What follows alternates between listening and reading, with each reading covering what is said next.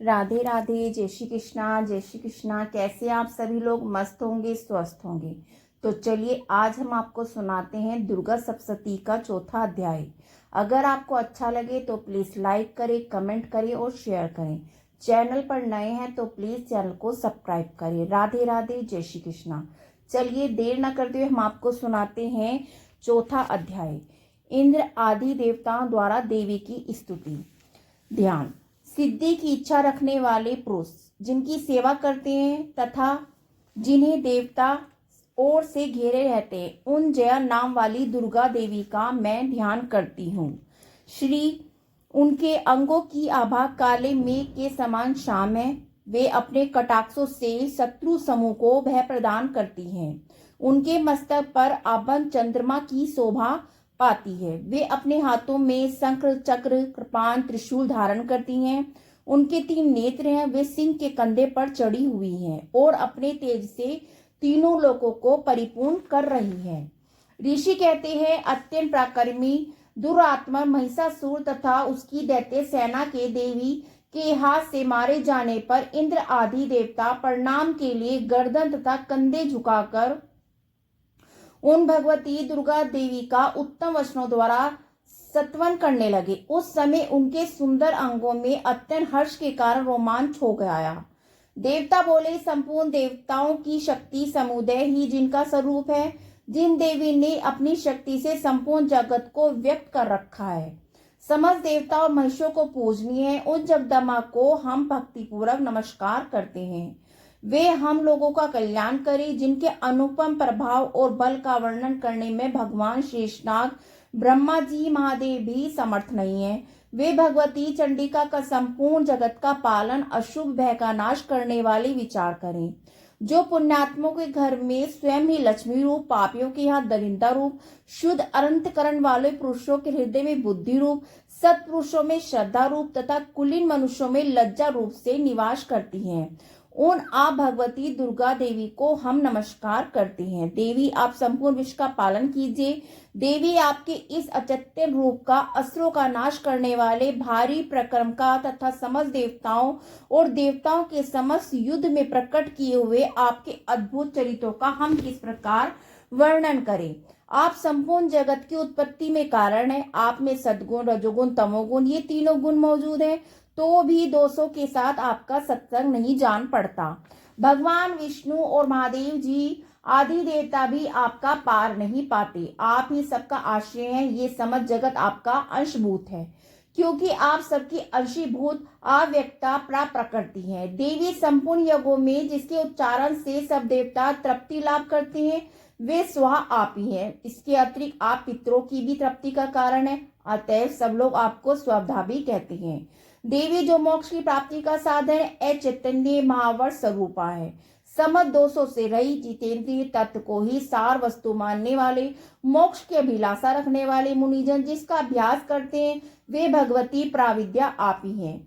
आप शब्द स्वरूपा है। अत्यंत निर्मल ऋग्वेद, यजुर्वेद तथा उगित के मनोरथ पदों के पाठ से युक्त सामवेद भी आधार आप ही हैं। आप देवी, त्रेती, तीनों वेद, भगवती, 6 ऐश्वर्यों से युक्त इस विश्व की उत्पत्ति पालन के लिए आप ही व्रता, खेती और आजीविका के रूप में प्रकट हुई हैं। आप संपूर्ण जगत की घोर पीड़ा का नाश करने वाली देवी, जिससे समस्त शत्रु के सार का ज्ञान होता है, वे मेघा शक्ति आप ही हैं। दुर्गम भव सागर से पार उतारने वाली नौका रूप दुर्गा देवी आप ही हैं।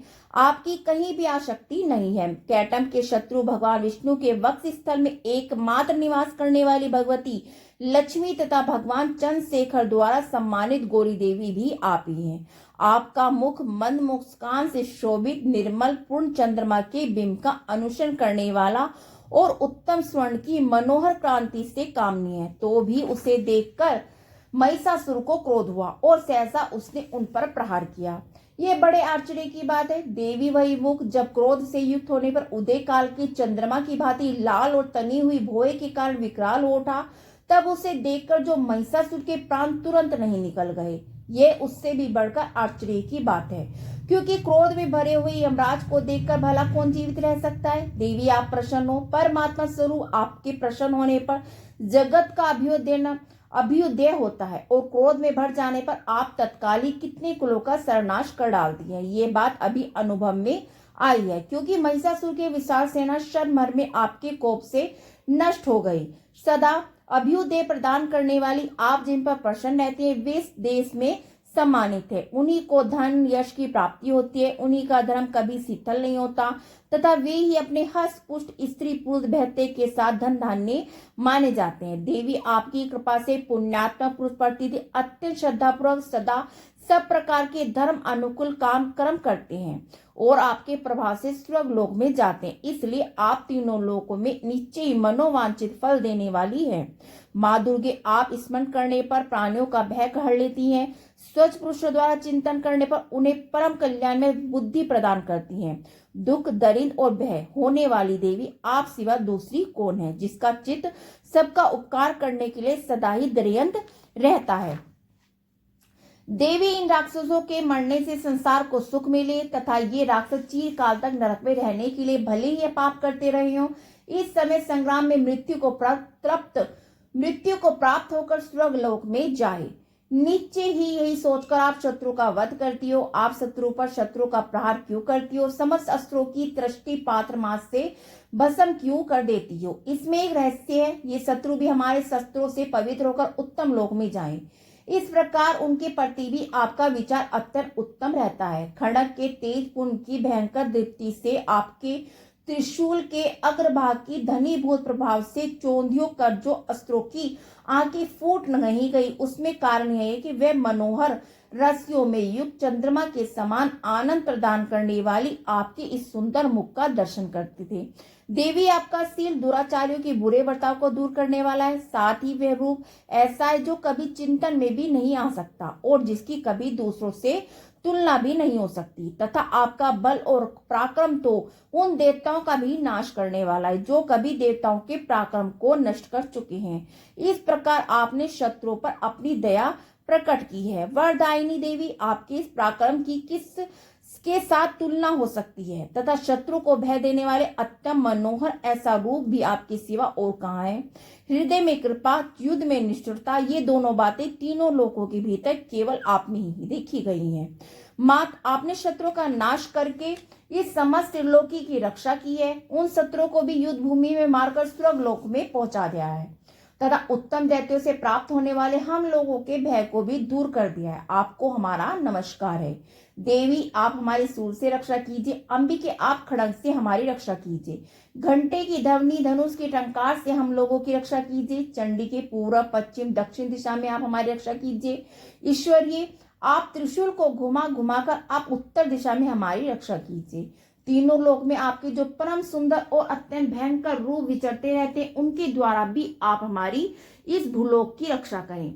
अंबिके आपके कर पल्लवों में शोभा पाने वाले खड़ग, सूल, गदा आदि जो जो अस्त्र हैं, उन सब के द्वारा आप हमारी ओर से हम लोगों की रक्षा कीजिए।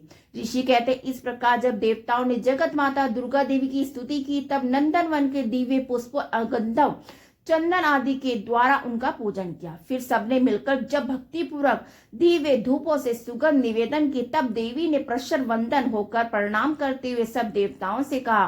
देवी बोली, देवताओं तुम सब लोग मुझसे जिस वस्तु की अभिलाषा रखते हो उसे मांगो। देवता बोले, भगवती ने हमारी सब इच्छा पूर्ण कर दी है, अब कुछ भी बाकी नहीं है, क्योंकि हमारा यह शत्रु महिषासुर का मारा हो गया। महिषासुर इतने पर भी यदि आप हमें वर देना चाहती हैं, तो जब जब हम आपका स्मरण करें तब तब आप दर्शन देखकर हम लोगों के महान संकट दूर कर दिया करें। तब प्रसन्न मुखी अंबिका जो मनुष्य इन शस्त्रों द्वारा आपकी स्तुति करे, उसे वित्त, समृद्धि, वैभव देने के साथ ही आपकी धन, स्त्री आदि संपत्तियों को भी बढ़ाने के लिए आप सदा हम पर प्रसन्न रहें। ऋषि कहते हैं, राजन, देवताओं ने जब अपने तथा जगत के कल्याण के लिए भद्रकाली देवी को इस प्रकार प्रसन्न किया, तब वे तथास्तु कहकर वहीं अंतर्ध्यान हो गई। भूपाल, इस प्रकार पूर्व काल में तीनों लोगों का हित चाहने वाली देवी जिस प्रकार देवताओं के शरीर से प्रकट हुई, वे सब कथा मैंने कह सुनाई। अब पुनः देवताओं का उपकार करने वाली देवी दुष्ट दैत्य तथा शुभ निशुंभ का वध करने वाले सब लोगों की रक्षा करने के लिए गौरी देवी के शरीर से जिस प्रकार प्रकट हुई थी वह सब प्रसंग मेरे मुंह से सुनो। अब मैं उसका तुमसे यथावत वर्णन करता हूँ। इस प्रकार श्री मार्कंडेय पुराण में स्वर्णिम मंदिर की कथा के अंतर्गत देवी महात्म्य नामक चौथा अध्याय समाप्त। राधे राधे। जय माता दी, जय माता दी।